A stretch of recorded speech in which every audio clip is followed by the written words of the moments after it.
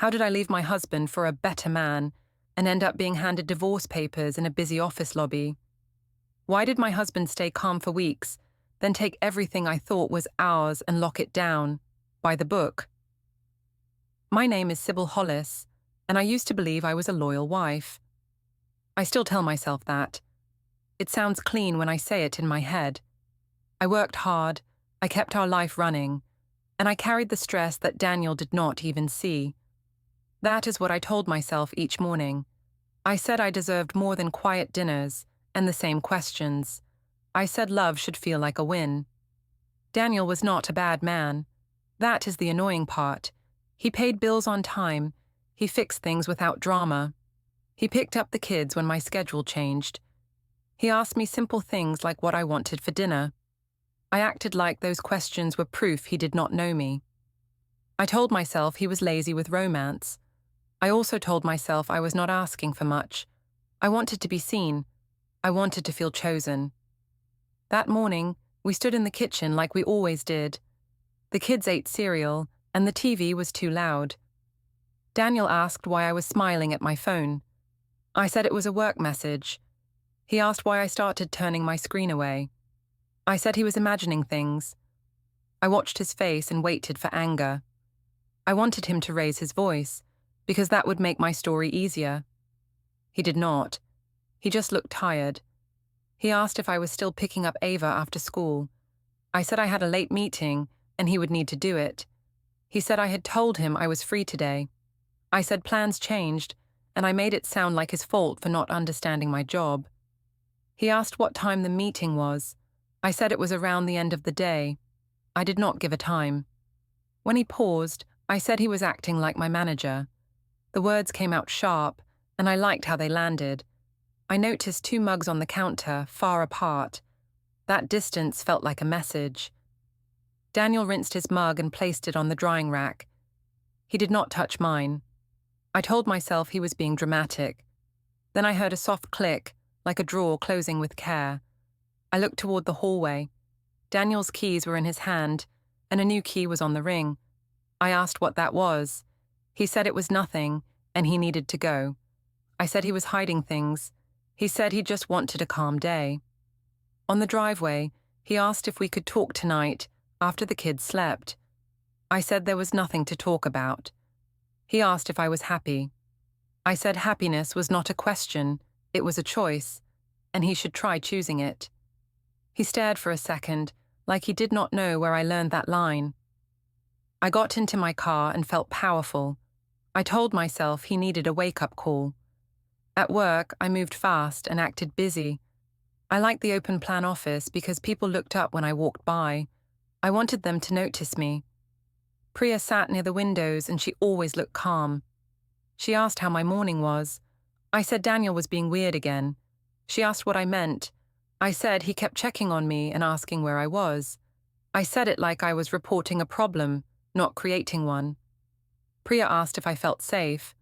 I said yes, but I also said he was getting intense. I did not explain, because details can ruin a good label. Later, my manager asked if I could stay late for a small campaign review. I said yes too quickly. I needed that excuse. I needed a reason to be out. When I walked back to my desk, my phone buzzed with a message I was waiting for. It was from Brandon Kincaid. Brandon made things feel simple.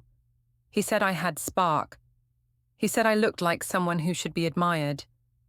He asked if I wanted coffee near the gym lobby after work. I told myself it was innocent. I also told myself Daniel would never understand a friend who was just a friend. That thought helped me. It made me feel like a victim of Daniel's rules, even when no rule was said out loud. In the afternoon, I checked my phone too often. I kept it low under my desk. I told myself I was protecting my peace. I told myself Daniel's questions were the real problem, not my answers. Priya walked by once and glanced at my screen. I turned it over fast. She did not comment.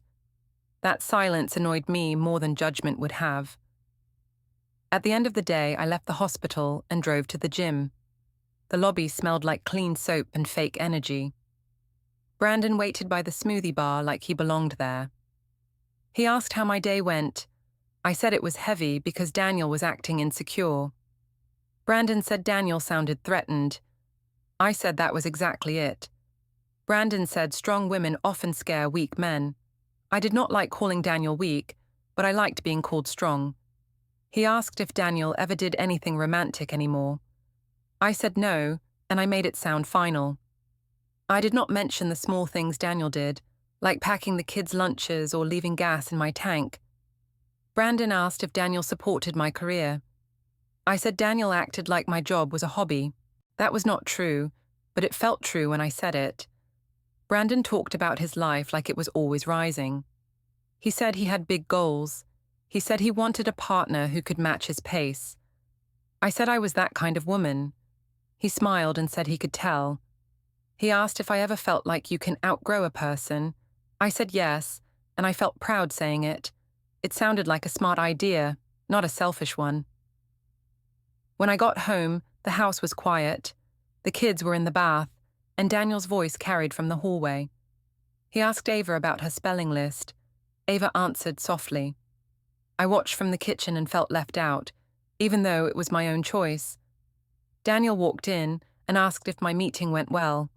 I said it was fine and I was tired. He asked if we could still talk later. I said not tonight. I said he was always pushing for talks when I needed rest. He looked at my phone like it was a stranger in the room. He asked if I was talking to someone new. I laughed and said he was paranoid. I asked if he wanted to accuse me of things now. He said he just wanted the truth. I said the truth was that he was exhausting. I saw his jaw tighten. For a second, I thought he would finally snap. He didn't. He went to the counter, opened his laptop for a moment, and then closed it when he noticed me watching.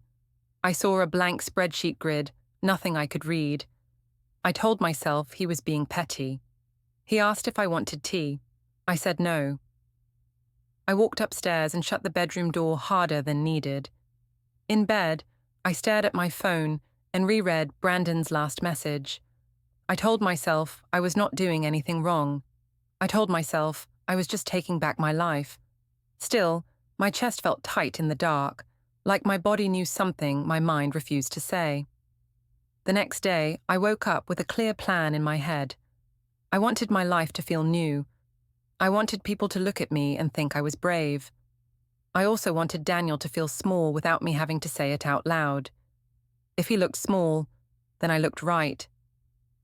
In the kitchen, Daniel moved around like a careful person. He asked if I slept okay. I said I slept fine, and I acted like his voice was a bother. He asked if we could talk for 10 minutes before work. I said there was no time, and he was always choosing the worst moments. He asked if I was still going to Cassidy's after work. I said yes, because I needed friends. I said it as if he was trying to keep me trapped. He looked down at his phone and then up again. He asked if we could agree on school pickup times for the week. I said he was making everything into a schedule because he liked control. He said he just wanted the kids to feel steady. I said the kids were fine, and he was the one making them nervous. He went quiet after that. His quiet made me angry, because it did not give me a fight to point at. At work, I carried my coffee like it was a shield. I walked faster than normal. I wanted people to see I had momentum. Priya asked if everything was okay at home. I said Daniel was starting to act strange and jealous. Priya asked what he did. I said he kept asking where I was and who I was texting. Priya asked if he threatened me.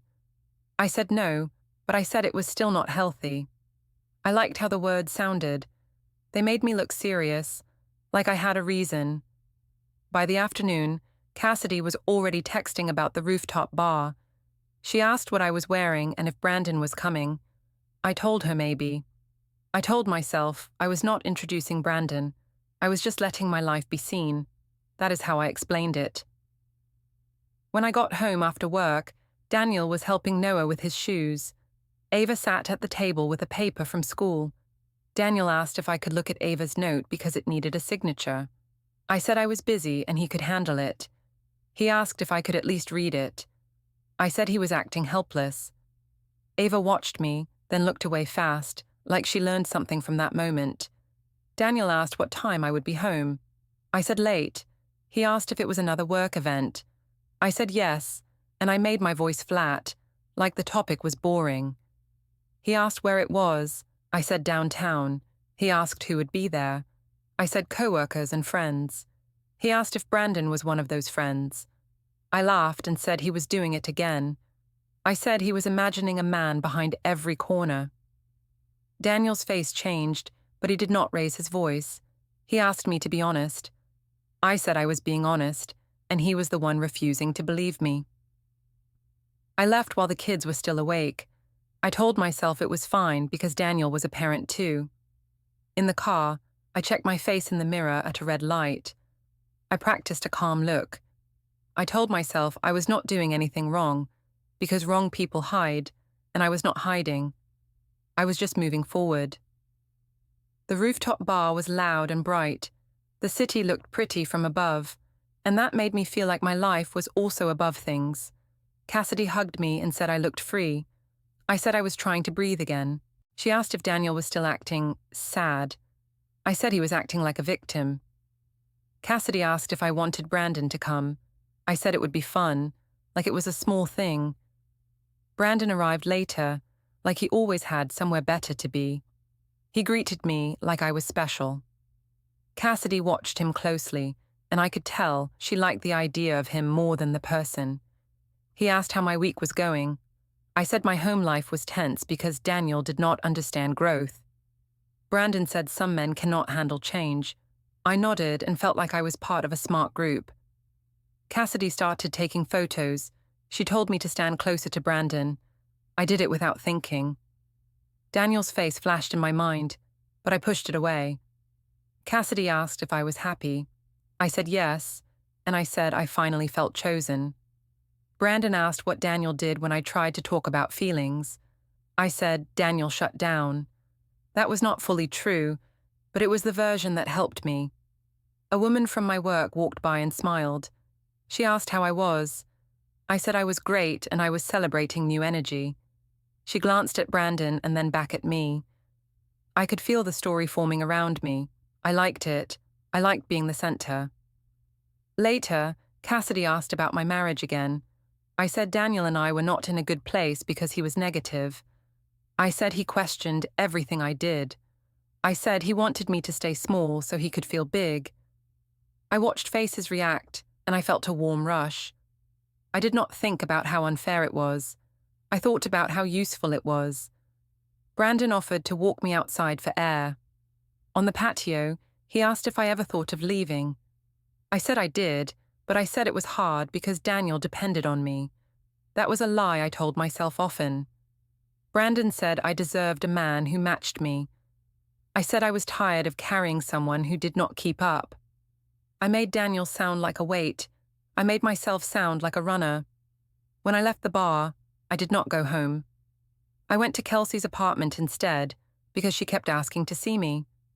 I wanted to control that conversation before she controlled it. Kelsey opened the door and looked at me like she already knew.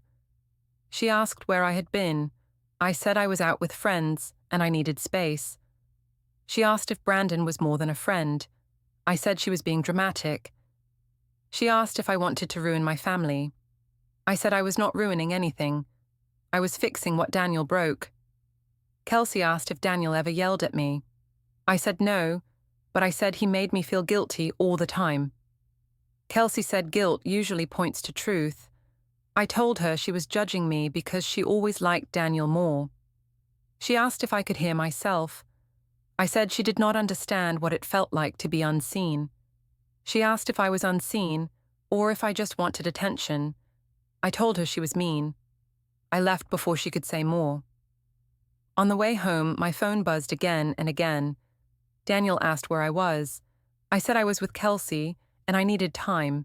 He asked why I did not answer earlier. I said my phone died. It did not.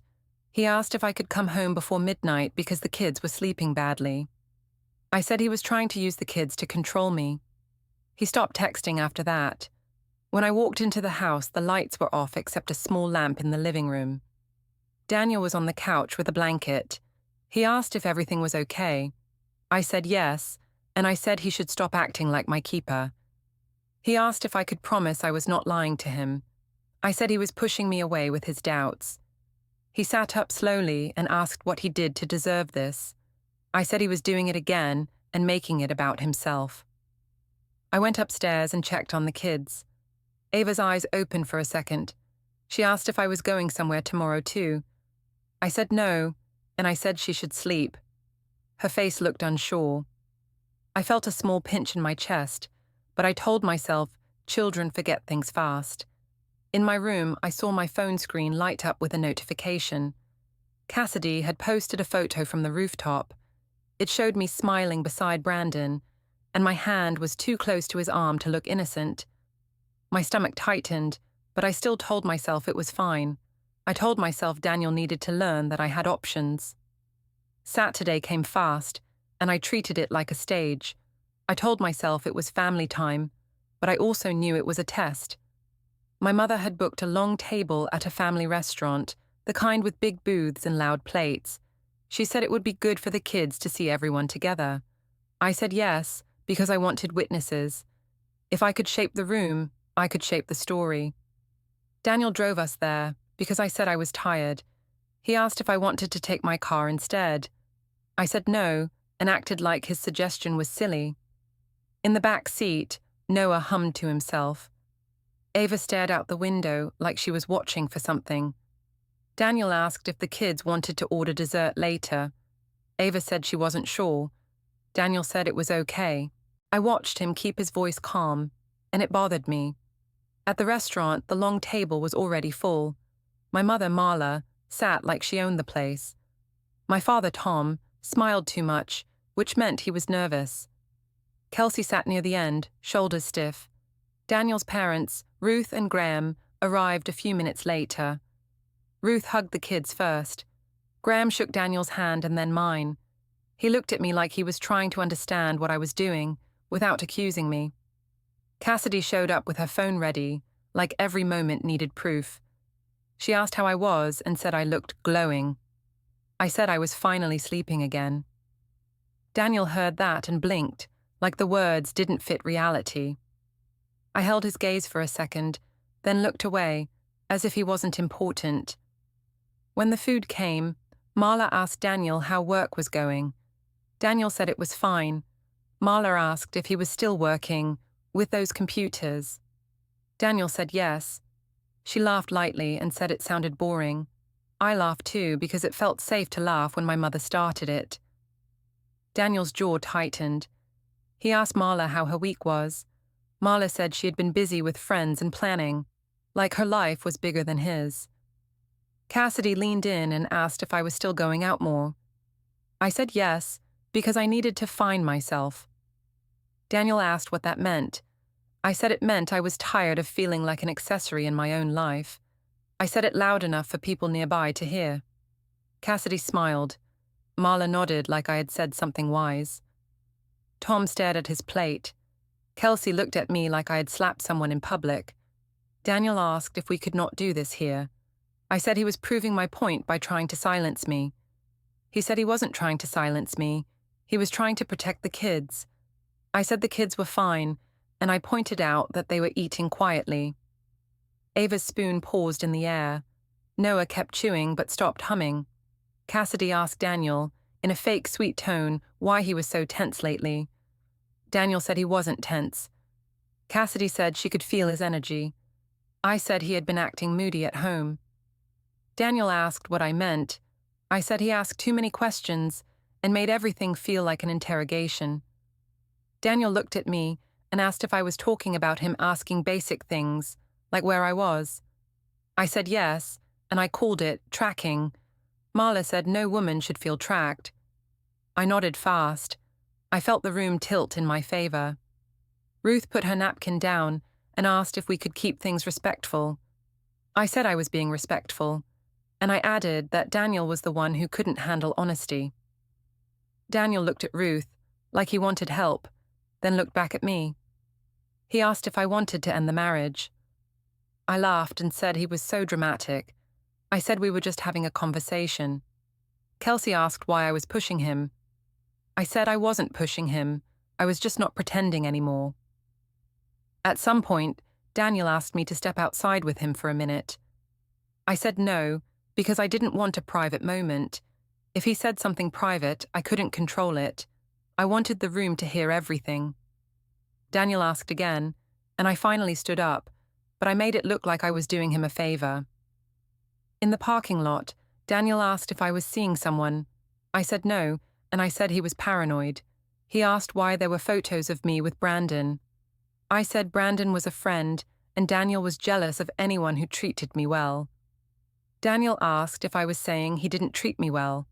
I said he didn't, not in the way I needed. Daniel said he had been trying for years. I said trying didn't count if the result was still me feeling empty. I watched his face, searching for anger. He didn't give it to me. He just looked like someone who was trying to remember how he got here. Back inside, I returned to the table with my chin up. Cassidy asked what he said. I said Daniel accused me of cheating, and I said it like it was ridiculous. Cassidy scoffed. Marla rolled her eyes. Daniel sat down and said nothing. That silence made people assume he was guilty of something, and I let them assume. After the meal, I told Daniel I wanted to take a walk by the river with Ava and Noah. Daniel said he would come too. I said no because I needed space. Ruth offered to take the kids for ice cream instead. I said no again, because I didn't want Ruth alone with them. I didn't want her telling them calm truths. We drove to the riverside promenade. The air was cold and the water looked grey. Ava walked close to me, but kept glancing back toward the parking lot like she expected Daniel to appear. Noah asked where Dad was. I said Dad had work to do. Noah asked if Dad was mad. I said Dad was stressed and didn't know how to handle feelings. I said it like I was teaching Noah something useful. Brandon met me near a bench, like it was normal. He said he had been nearby. I told myself it was fate. Ava looked at him and asked who he was. Brandon said he was Mommy's friend. Ava didn't smile. She asked if Dad knew. I said yes, because I couldn't stand being questioned by a child. Brandon asked if Daniel was still acting difficult. I said yes, and I said Daniel wanted to control me. Brandon said that was common with insecure men. I nodded, and it felt like a warm blanket over my choices. Later, we stopped at a supermarket on the way home. I wanted snacks for the kids, and I also wanted to prove to myself that life was still normal. At the checkout, Noah asked for candy. I said yes, because I didn't want a scene. The total came up higher than I expected. I tapped my card and waited. The machine beeped in a way that felt too sharp. The cashier said it didn't go through. I laughed and said the bank app was always glitchy. I tried again. It failed again. My face got hot. Ava watched me like she was learning what money stress looked like. I used a different card, and it finally worked. I told myself it was nothing. I told myself it was a mistake. Still, my hand shook when I picked up the bags.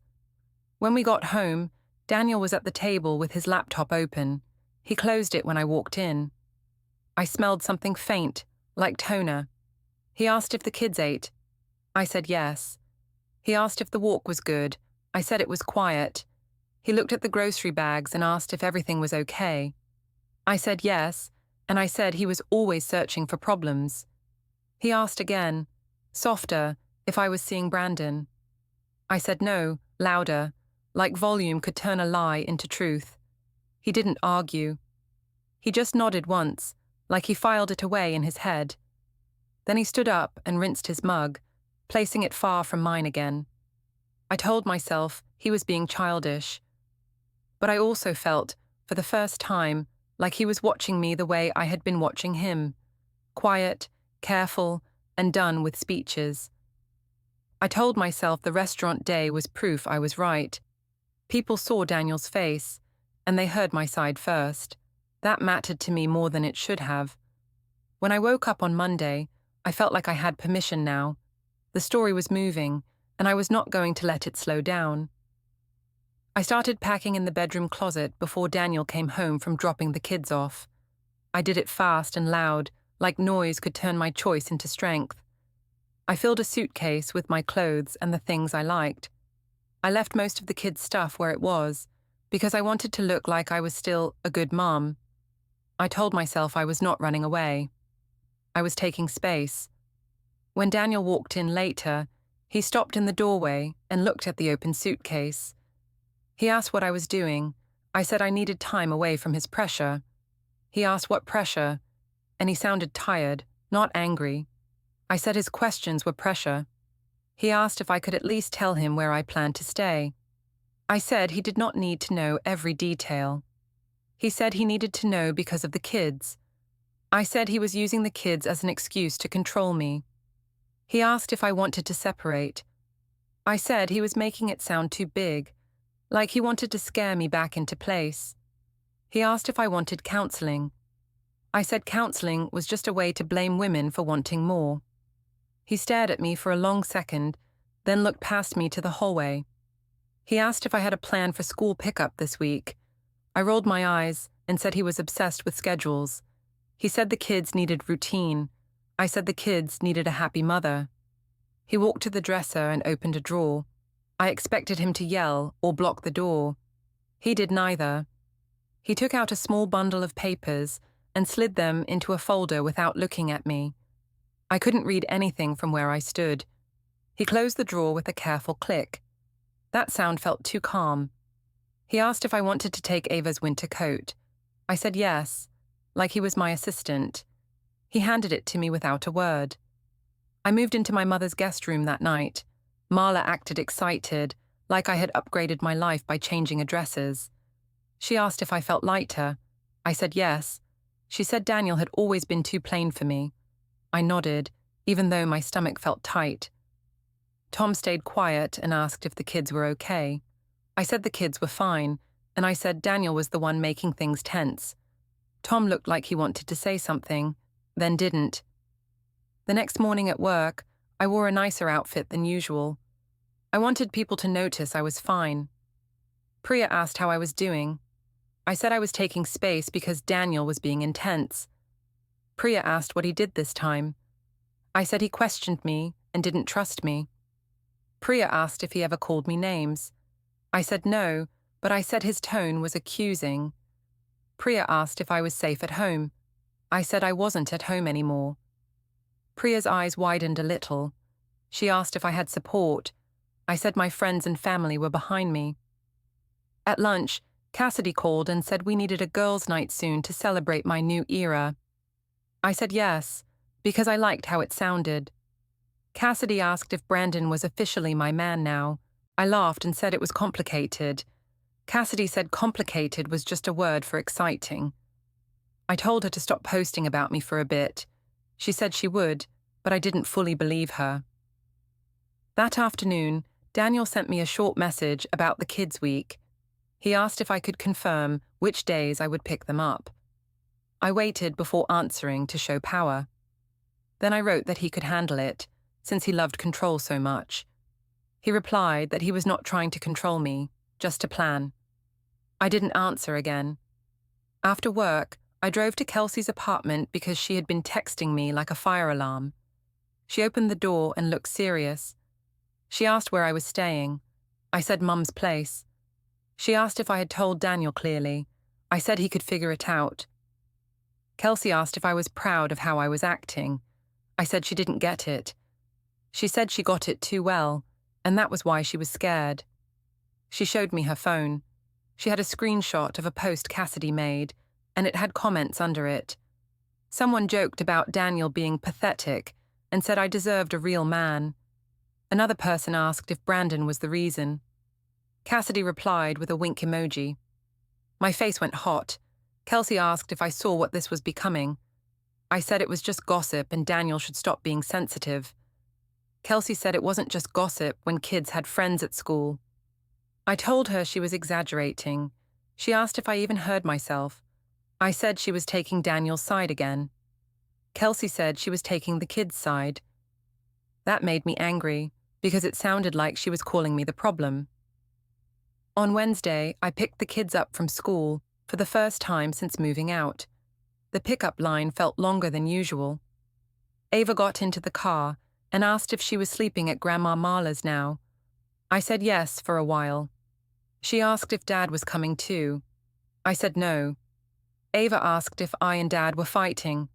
I said Dad was upset because he didn't like change. Ava looked down at her backpack and didn't speak for the rest of the drive. Noah asked if his bed would move. I said no, his bed stayed at home. He asked if he could bring his dinosaur blanket. I said yes, and I tried to sound cheerful, but my throat felt tight. The kids were not crying. They were doing something worse. They were watching. That evening, Marla invited Brandon over. She said it was nice to meet the man who made me smile. Brandon arrived late. He hugged me and said traffic was bad. His eyes looked tired, and his smile didn't fully match. Marla asked him about his job and said she heard he was doing big things. Brandon said things were busy. His phone buzzed twice, then 3 times. He turned it face down and asked about dinner. Halfway through the meal, he stepped into the hallway to take a call. I heard his voice get lower. He said he was handling it. He said there must be a mistake. He said he would call back. When he returned, he smiled too hard and asked about my week like nothing happened. I told myself it was normal stress. I told myself successful people had problems because they had big lives. When I drove the kids back to Daniel's house later, Daniel met us at the door. He thanked me for bringing their bags. He asked if Ava had homework. I said yes. He asked Noah if he ate. Noah nodded. Daniel didn't ask me personal questions. That silence felt like a wall. I tried to push it by saying he was being cold. He said he was keeping things calm for the kids. As I turned to leave, I heard a small alarm sound from inside, like a reminder on a phone. Daniel looked at his screen and tapped it off. I caught a quick glimpse of words, something like paper drop, then it disappeared. I asked what that was. Daniel said it was just a reminder. His voice stayed even. He didn't explain, and he didn't argue. On the drive back to Marla's, I told myself Daniel was trying to look mysterious. I told myself he wanted me to feel nervous. But the truth was, I was nervous anyway. Brandon's phone kept buzzing in my head, and Ava's quiet face kept floating up when I tried to sleep. I tried to fix the feeling in my chest by speeding things up. I told myself that if Brandon became real fast, then my choice would look smart. I said to myself that people only question you when you hesitate. So I stopped hesitating, at least on the outside. Brandon invited me to his condo on Friday night. He said we could finally have a quiet evening and talk like adults. I liked that phrase because it made Daniel feel childish in my head. I arrived with a small bag and the confidence I practiced in the mirror. Brandon opened the door and smiled, but it was the kind of smile that came late. His place looked the same as before, but something felt off. The counters were too clean, like he had been trying to erase stress. He asked how my week was going.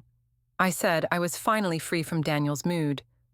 Brandon asked if Daniel was still acting hurt.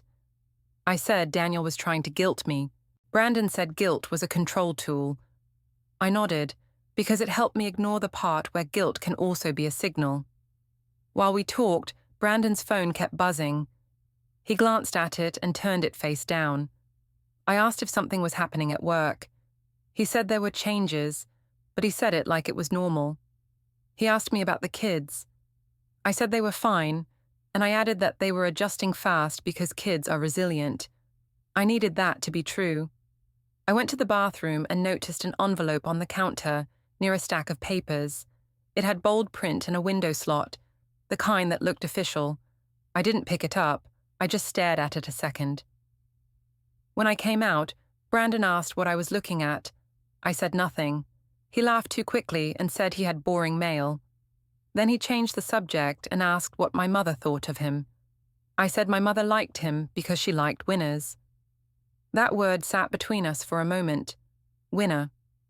Later, when he walked me to my car, he asked if I was ready to make things official on social media. I said maybe soon. I said I didn't want drama for the kids. That was half true. The other half was that I was starting to feel a small fear, the kind that doesn't make sense until later. Brandon said people talk anyway, so we might as well control the story. I liked that. Control was my favorite comfort. The next morning, I went with him to a parking garage downtown because he said he needed to stop by an office and pick something up. He told me to wait in the car for a few minutes. I watched him walk away with quick steps. He looked confident from behind, but then he stopped near a corner and took a call. I could see his shoulders tense. He spoke low and fast. He shook his head like he was arguing with someone. He pressed his free hand to his forehead and paced. When he came back, he smiled again, too hard. He asked if I wanted brunch. I asked what the call was about. He said it was just company stuff. He said people were overreacting and he would handle it.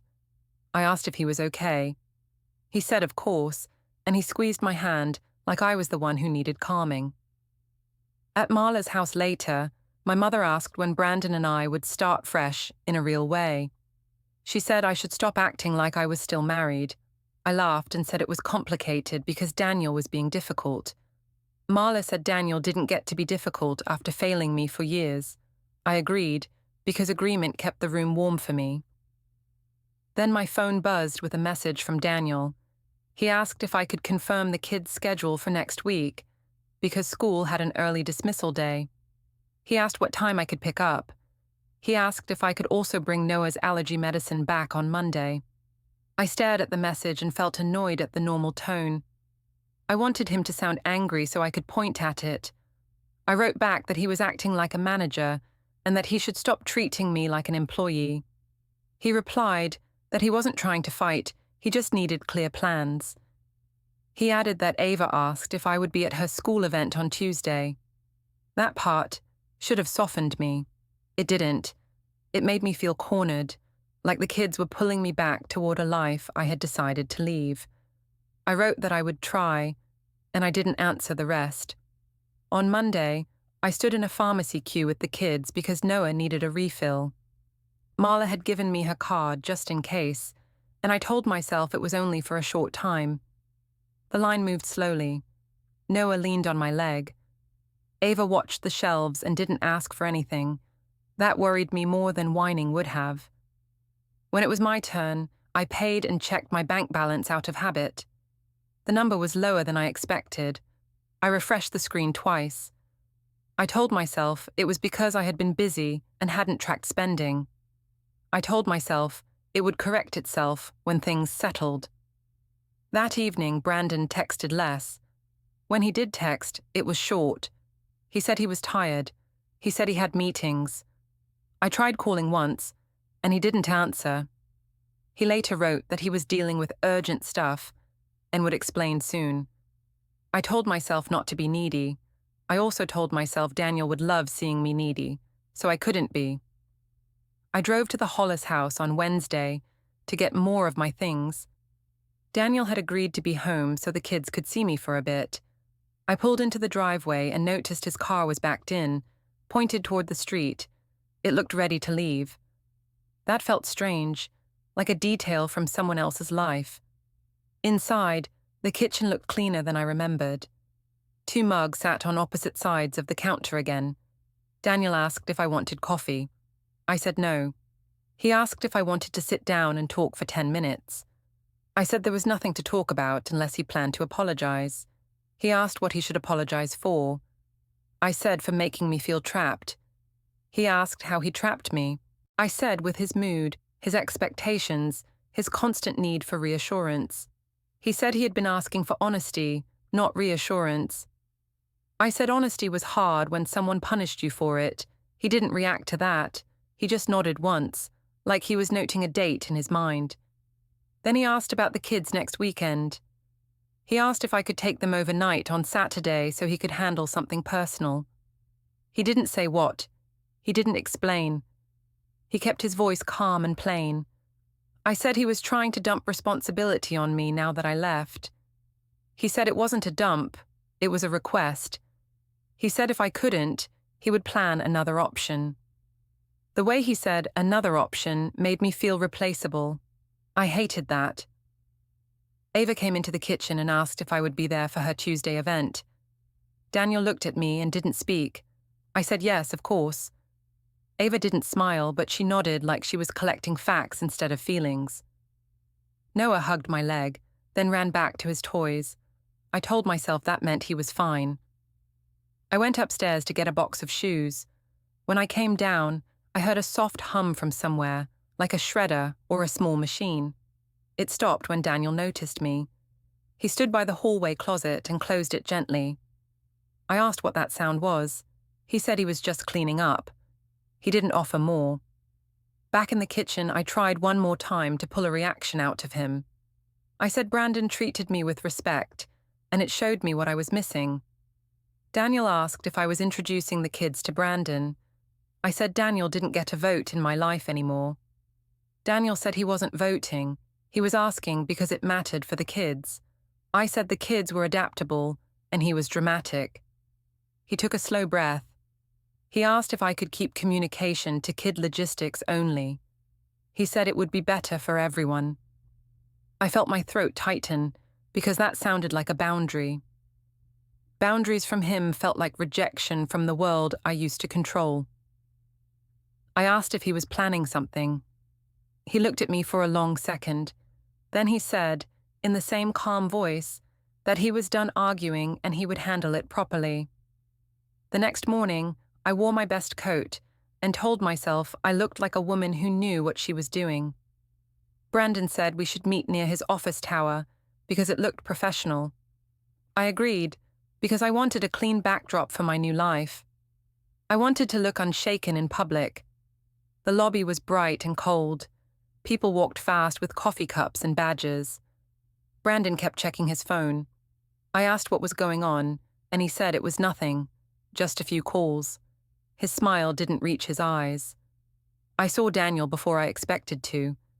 He stood near the far wall, calm, with his hands at his sides. He didn't step toward me. He didn't glare. He looked like a man waiting for a bus. That calm made my skin prickle.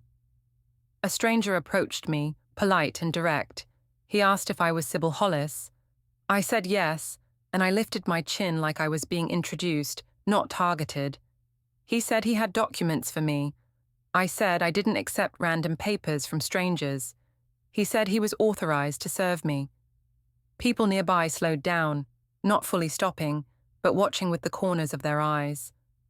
I took the envelope anyway, because refusing would look guilty. I opened it too fast. The first page showed my name and Daniel's name. The words were plain, legal words: divorce, temporary orders, a schedule, rules. My mouth went dry.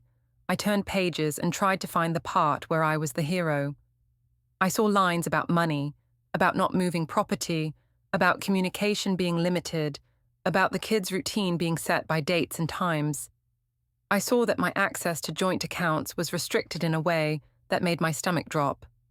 I looked up at Daniel and asked what this was. He said he was handling it properly. I said he was doing this to punish me. He said it wasn't punishment, it was structure. He said the kids needed stability and the finances needed protection. He said he had records and he didn't want arguments anymore. He spoke like he had practiced saying it without emotion. I tried to switch tactics. I said we could talk privately and fix it like adults. He said it was past private talks. I said he was making a public scene. He said he didn't choose the lobby. I did.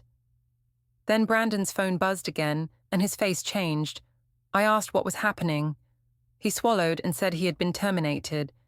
He said his accounts were frozen, and he was sorting it out. He said he couldn't help me right now. He didn't say it loud, but it landed loud in my head. I looked back down at the papers. The dates were real. The limits were real. The schedule was real. Daniel turned away first, not dramatic, just finished, and I stood there with the envelope shaking in my hands while the lobby kept moving around me.